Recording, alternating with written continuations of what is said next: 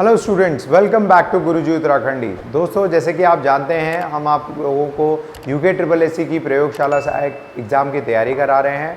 अगर आप इस कोर्स को कम्प्लीटली परचेज करना चाहते हैं तो आज ही डाउनलोड कर लीजिए हमारा Vedashree learning app from Google play store और वहाँ से आप इस कोर्स को परचेज कर सकते हैं। अपनी क्वेरीज़ के लिए आप दिए गए नंबर्स पर कॉन्टैक्ट भी कर सकते हैं। चलिए आज का वीडियो शुरू करते हैं। दोस्तों, आपको मैं अभी तक मैग्नेटिज्म के बारे में पढ़ा चुका हूँ। इलेक्ट्रिसिटी की वजह से, मतलब विद्युत धारा की वजह से किसी क्षेत्र में अगर चुंबकीकरण होता है, उस बारे में हमने अभी इस चैप्टर में पढ़ा। और आज हम करने वाले हैं इस चैप्टर से रिलेटेड MCQs, मतलब मल्टीपल चॉइस क्वेश्चंस। तो चलिए मल्टीपल चॉइस क्वेश्चंस लेते हैं। तो दोस्तों, सबसे पहला क्वेश्चन आप लोगों को दिख रहा है, the magnetic field lines outside the bar magnet, है ना। तो यानी कि कोई भी अगर मैग्नेटिक छड़ है, चुंबकीय छड़ है, उसमें वो बार मैग्नेट में आपकी मैग्नेटिक फील्ड लाइंस आउटसाइड किधर से किधर होती हैं, यहाँ डायरेक्शन पूछा जा रहा है।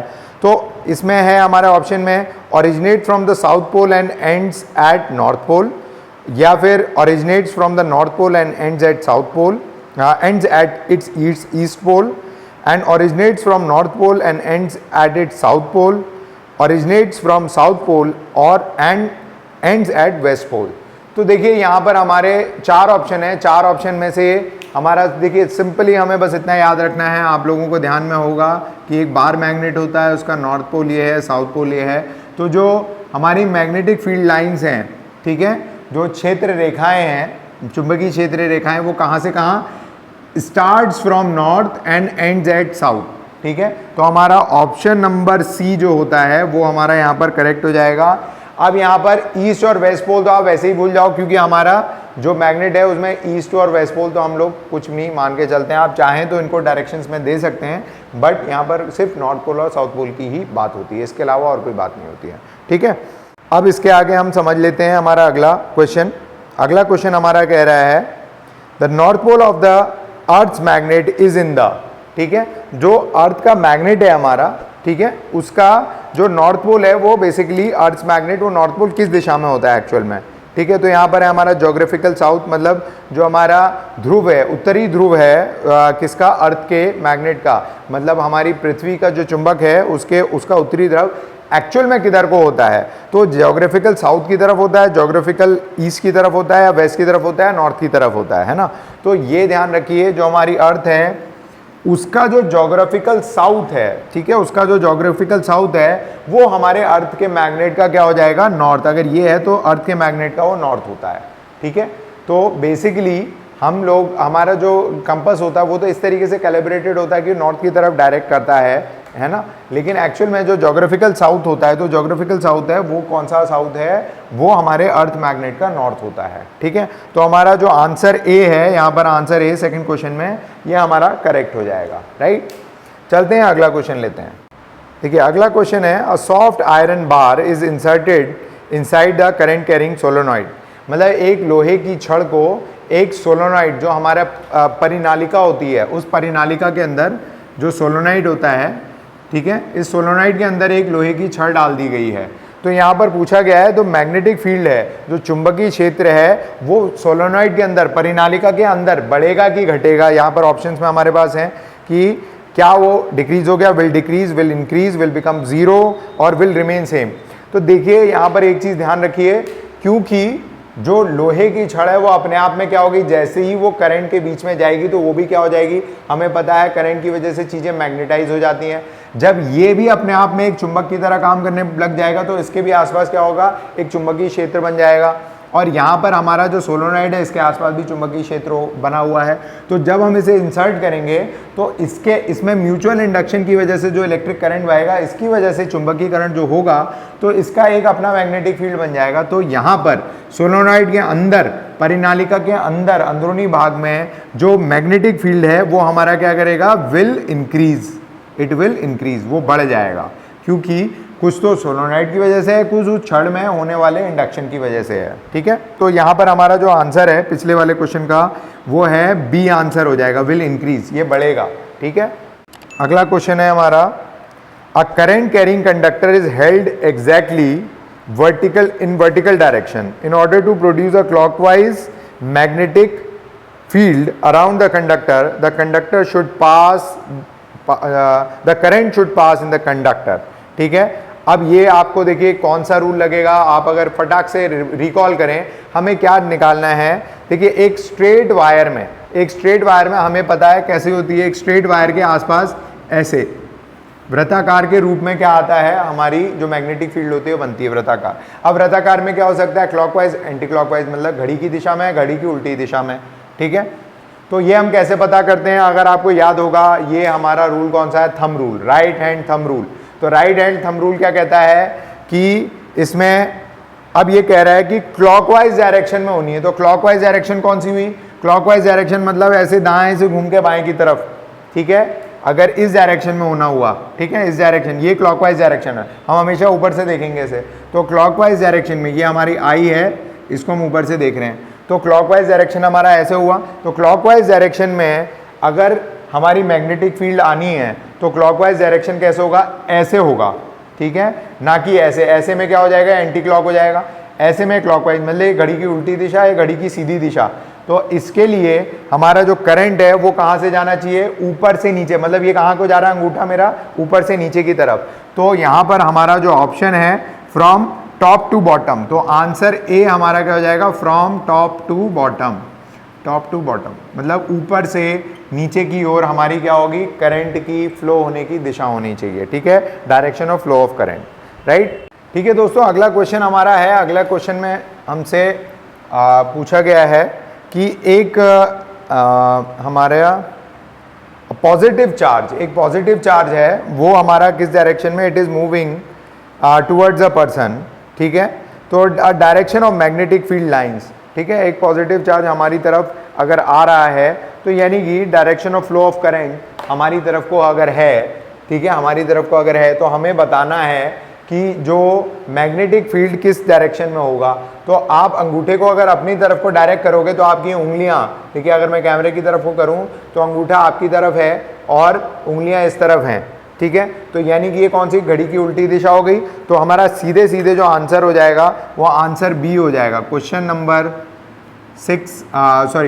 5 का हमारा जो आंसर हो जाएगा वो आंसर क्या हो जाएगा, B, anti clockwise direction, anti clockwise direction. ठीक है, राइट। तो ये समझ में आ गया आपको। यहाँ पर again there will be a thumb rule. ठीक है, राइट हैंड थंब रूल लगेगा हमारा। ठीक है, जो दाएं हाथ का अंगूठे का जो हमारा नियम है वो यहाँ पर लगाएंगे। अगला क्वेश्चन नंबर हमारा 6 ले लेते हैं हम। क्वेश्चन नंबर 6 है, fuse should always be placed in. ठीक है, तो ये मैंने बताया था, ये एक हमारा कॉमन क्वेश्चन होता है जो हमारा मैग्नेटिज्म में भी आ जाता है और हमारा इलेक्ट्रिसिटी वाले चैप्टर में भी आ जाता है। क्यों, क्योंकि ये दोनों एक तरीके से कॉमनली शेयर होता है। यहाँ पर डोमेस्टिक तरीके का जो हमारा घरेलू सर्किट है उसकी बात होती है। घरेलू सर्किट के बारे में मैंने आपको बताया, जो हमारा कॉमन इलेक्ट्रिसिटी सर्किट है, तो उसमें लाइव वायर में हम हमेशा क्या करते हैं, फ्यूज़ को प्लेस करते हैं। क्यों ऐसा करते हैं, हम घरेलू उपकरणों को फूकने से बचाना चाहते हैं। ठीक है, तो लाइव वायर में जब आप फ्यूज़ लगाएंगे तो अगर करंट ज़्यादा आ गई, वोल्टेज ज़्यादा हो गई, तो क्या होगा, फ्यूज़ क्या हो जाएगा, क्लोज कर देगा सर्किट को, आगे करंट बहने नहीं देगा।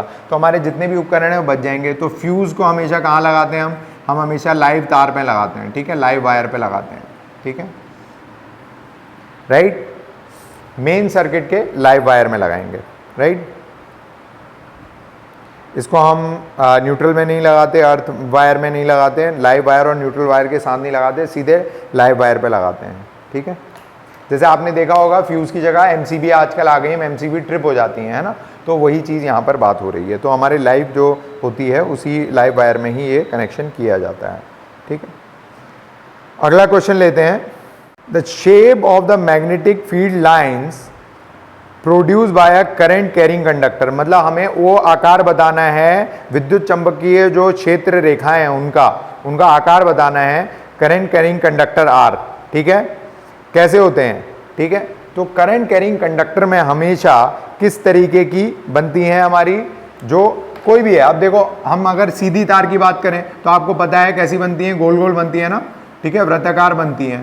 तो हमारा हमेशा क्या होता है, सर्कुलर। अब इस वायर को भी अगर मैं घुमा दूं तब भी आपको याद होगा, तो वायर के आसपास क्या होता है, हमेशा सर्कुलर ही बनती रहती हैं। तो हमारा इसका आंसर जो दूसरा आंसर हो जाएगा। अब देखो ये सर्किल कैसे हैं, ऐसे सर्कल्स को हम कंसेंट्रिक सर्किल कहते हैं, जो एक वृत्ताकार दूसरे वृत्ताकार के बीच में है। ठीक है। तो इन सबका केंद्र क्या होगा, एक ही होगा। तो ऐसे को हम क्या कहते हैं, कंसेंट्रिक। तो कंसेंट्रिक हमारा आंसर हो जाएगा। तो यहाँ पर आंसर क्या है हमारा, कंसेंट्रिक सर्कल्स। तो बी ऑप्शन जो है हमारा करेक्ट हो जाता है, ठीक है। अब इसके बाद अगला क्वेश्चन लेते हैं। अगला क्वेश्चन हमारा क्वेश्चन है 8, क्वेश्चन नंबर 8। क्वेश्चन नंबर 8 हमारा कह रहा है यहाँ पर, an electric motor is a device which transforms mechanical energy into electrical energy. मतलब जो इलेक्ट्रिक मोटर होती है वो क्या, किस चीज़ को किस चीज़ में परिवर्तन करती है।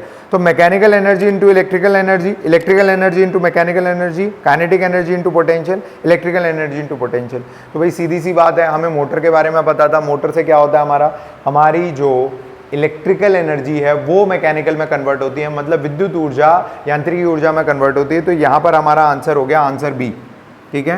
तो answer B is the correct answer. अगर यहीं पर जनरेटर दिया होता तो जनरेटर में क्या हो जाता, जनरेटर में हमारी मैकेनिकल एनर्जी किस में कन्वर्ट होती है, इलेक्ट्रिकल में। तो यहाँ वहां पर यांत्रिकी ऊर्जा विद्युत ऊर्जा में कन्वर्ट होती है, राइट। तो अगला क्वेश्चन लेते हैं, क्वेश्चन नंबर 9। यहाँ पर आपको जो फिगर दिख रही है क्वेश्चन नंबर 9 में, इस फिगर में आपको दिखाया गया है कि भाई एक वायर है, उसमें इस तरीके से करंट फ्लो कर रहा है, ठीक है। यहाँ पर इसके नॉर्थ पोल और एक तरफ साउथ पोल वाला मैग्नेट लगा हुआ है ना। अब यहाँ पर पूछा जा रहा है कि यहाँ पर डायरेक्शन ऑफ करंट ये दिखा रखी है, डायरेक्शन ऑफ करंट ये है हमारी, राइट, ऊपर की तरफ, उधर की तरफ जाती हुई। अब इसमें पूछा गया है कि हमारा जो फोर्स, जो बल प्रोड्यूस होगा, इस मैग्नेटिक फील्ड जो इसके आसपास बनेगी और इस वायर से करंट जा रहा है, तो जो बल है वो किस तरफ को इसको मोशन देगा। क्या ये नॉर्थ टू साउथ की तरफ होगा, मतलब नॉर्थ से यहाँ पर हमारा जो फिगर दिख रहा है साउथ, मतलब इधर से इधर को होगा, या साउथ से नॉर्थ की तरफ होगा, या फिर वर्टिकली डाउनवर्ड होगा या वर्टिकली अपवर्ड होगा। तो इसमें हम कौन सा रूल लगाएंगे, फ्लेमिंग्स वामहस्त रूल, ठीक है, वामहस्त नियम। तो फ्लेमिंग्स वामहस्त नियम के अनुसार हमें क्या करना है, करंट की डायरेक्शन हमारी इससे होती है, पॉइंटिंग फिंगर से होती है, और ये हमारी बीच वाली उंगली मैग्नेटिक फील्ड, और ये जो अंगूठा होता है हमारा क्या दिखा रहा है, यहाँ पर फोर्स की डायरेक्शन दिखा रहा है, ठीक है। तो सीधे सीधे क्या हो जाएगा, फोर्स कहाँ को लग रही है, डाउनवर्ड्स। तो हमारा आंसर क्या है, आंसर जो सी है हमारा, ठीक है, ऑप्शन सी है, वो हमारा आंसर हो जाएगा, वर्टिकली डाउनवर्ड, राइट। तो यहां पर हमारा अगला क्वेश्चन हम ले लेते हैं, आखिरी क्वेश्चन है। चलिए दोस्तों, तो लास्ट क्वेश्चन ले लेते हैं, क्वेश्चन नंबर 10, जहां पर पूछा गया हमसे the frequency of the electricity produce by the DC generator. अब यहाँ पर डीसी जनरेटर की बात हो रही है, तो यहाँ पर इलेक्ट्रिसिटी प्रोड्यूस की फ्रीक्वेंसी बतानी है हमने। तो यहाँ पर ऑप्शन है हमारे पास 0 हर्ट्ज, 50 हर्ट्ज, 100 हर्ट्ज और 200 हर्ट्ज। मतलब हमें क्या बताना है, हमें आवृत्ति बतानी है कोई एक ऐसे जनरेटर की, ठीक है, एक ऐसे जनरेटर की जो डीसी टाइप का जनरेटर है। देखिए डीसी करंट हमारी कैसी होती है, तो डीसी करंट में हमारी जो फ्रीक्वेंसी है हम यहाँ पर 0 हर्ट्ज करेंगे, ठीक है। जो हम एसी करंट है उसमें हम फ्रीक्वेंसी बता सकते हैं, लेकिन डीसी वाला जो हमारा जनरेटर है उसमें हम फ्रीक्वेंसी हमारी क्या होगी, 0 हर्ट्ज होगी। तो यहाँ पर इसका जो आंसर ए है, answer A is a correct answer. तो 0 हर्ट्ज इसका क्या हो जाएगा, सोल्यूशन हो जाएगा। तो दोस्तों आज हम लोगों ने MCQs करे हमारी मैग्नेटिज्म जो चैप्टर है उससे रिलेटेड, और आपको अगर कोई भी क्वेरी है आप मेरे से पूछ सकते हो, व्हाट्सएप ग्रुप पे पूछ सकते हो, बाकी हमारी जो लाइव क्लास होती है उसमें भी आप पूछ सकते हैं, और बाकी कमेंट सेक्शन में कमेंट कर सकते हैं। तो इसके बाद हम लोग फिर से मिलेंगे अगले चैप्टर के साथ, तब तक के लिए thank you very much. For more online courses, download Vedasri Learning app.